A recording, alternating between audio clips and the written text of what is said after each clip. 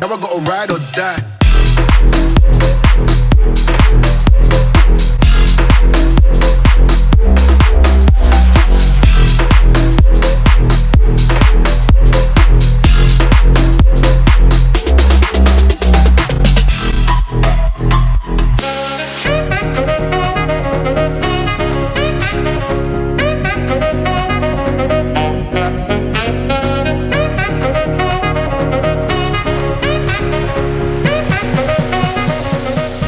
Welcome back to the channel. Today you join me from the driver's seat of a 2014 Audi S3, a car that a lot of you guys out there might be interested in financing, running, insuring and all that good stuff. So we're going to get into it on this from an owner's point of view, because there's a lot of things we need to chat about in regards to you owning one of these when you're young. I do feel there's a lot of people out there, you know, the owner of this car is 22 years old, and that pulls up a fantastic question as to whether you should get one of these when you're in your 20s, or at least a little bit young. Should you go and finance one? Should you go and enjoy it? But as ever guys, make sure you like, share and subscribe to the channel, but onwards to the B roads.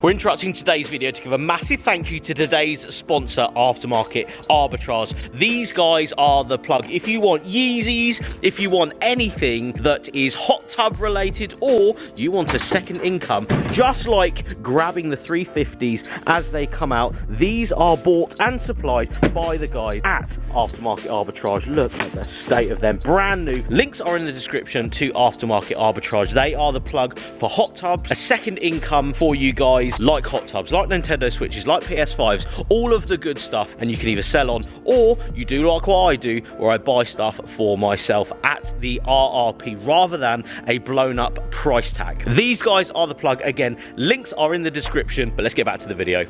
So first things first, we're going to put this car into the hottest version of itself, which is, did you hear that? We just turned over to dynamic mode and it's already changing down for me and I haven't even done anything. Look at that. Now this is the DSG variant. Oh, the weightiness of the steering.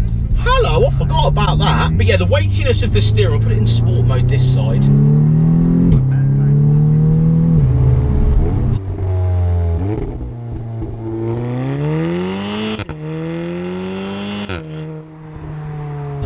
Now, I've shot a few of these in the past for the channel, so if you don't know, 2-litre turbo engine up front. This is, again, this DSG model. The only thing that's done to this is a res delete, that's it. So it's got a little bit more exhaust note on it. It's got no remaps, none of this fire breathing pops and bangs and stuff. This is one that you will buy from your local Audi dealership that would have been taken in part exchange for a new one, or they'll just have on the used car side of their forecourt, which is a great starting point because, again, this car is now readily available in this spec, and this mileage has got 37,000 miles on it. So I believe that to be a relatively good starting car you could get for around 17 to 18,000 pounds from an Audi dealership. Yes, you could go and loan and buy one of these privately for cheaper. We're talking about buying one of these from, say, your local Audi dealership and financing it. Now, the first things first I want to get into is money, because a lot of people out there would be worried about the financial side of owning a car like this when you're young. Again, the owner of this car is 22 years old, so we're going to base this whole scenario off what he has experienced in the last 8 to 9 months of him owning this car. So initially this car was bought on a PCP 2-year agreement. He put a good amount of money into it, and it is below £300 a month, which I do believe everybody out there, you know, if you've got a full-time job and all that sort of stuff, you could go and get very, very easily. The balloon payment on the other end is relatively large. It's about right for what you get, but again, I'm just talking of face value more than anything, because you will of course go into your Audi dealership and get a completely different scenario than the financial scenario that I'm talking about today. So say you've got 3 to 4 grand to put in, 250 to 300 £100 a month with a balloon of say 10 to 12 on the other end. So that's the initial buying of the car. And these things are fantastic. What a tool this is. But The reality of finance is that, of course, you've got to keep up with those payments, but it's over a 2-year agreement, which if you had this for 2 years, enjoyed it, and could get out the other side, like we were just chatting about, this car is actually going to cost him around £1,000 a year in depreciation for him to actually physically own this car, which I am completely on board with. I think that is a fantastic amount of money to lose on a relatively new car. Now, we're talking about losing money, we're not talking about, you know, making money on a car here. Funny scenario, because of course a lot of things on PCP especially, you lose the whole amount when you're in the finance agreement, or at least the PCP agreement, which is a bit of a worry for some people. But the current agreement that this car is actually on means that it's only about £1,000 a year, which I don't think is too bad. Like a lot of younger people out there, you will have the finance, you know, to go and buy this and keep it running and stuff for your entire 2 years of ownership.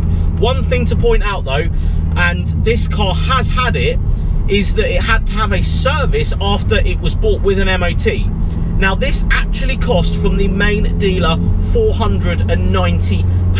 Obviously a charge that wasn't expected at the time. So again, that's another thing you want to factor in when buying one of these. It's going to be, you know, from your main dealer especially, about £500, and that will warrant the car on its resale. With a good bit of service history, it will have the Audi stamps in there. Of course, you can go to Joe Blogs around the corner and go and, you know, get it for 250, 300 quid if you really wanted to. But some places don't like you doing that. Some PCP agreements, some finance agreements don't like you doing that.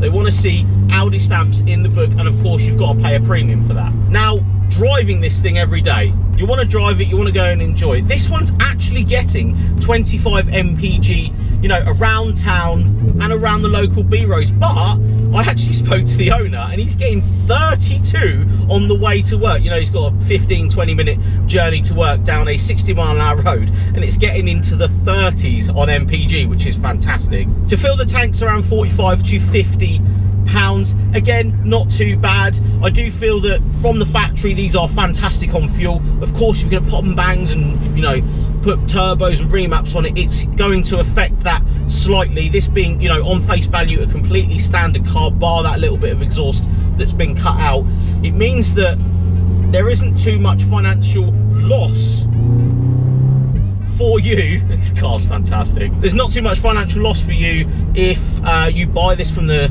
you know, factory standard setting and then go and enjoy it. You'll be looking, you know, around those figures to drive it. Now, insurance is a big one, because I do try and chat about it a lot. But a lot of people in the comment section be like, can't believe you're saying that young people should go and buy a car like this, blah blah. Mate, I see it day in, day out. People are buying Golf Rs and S3s 20, 21, 22 years old. So there's got to be people out there that are buying these things and going to finance them. Now, let's talk about insurance though. So if you can afford to do all of that, affording the insurance is the next thing. Now, we're on the Isle of Wight.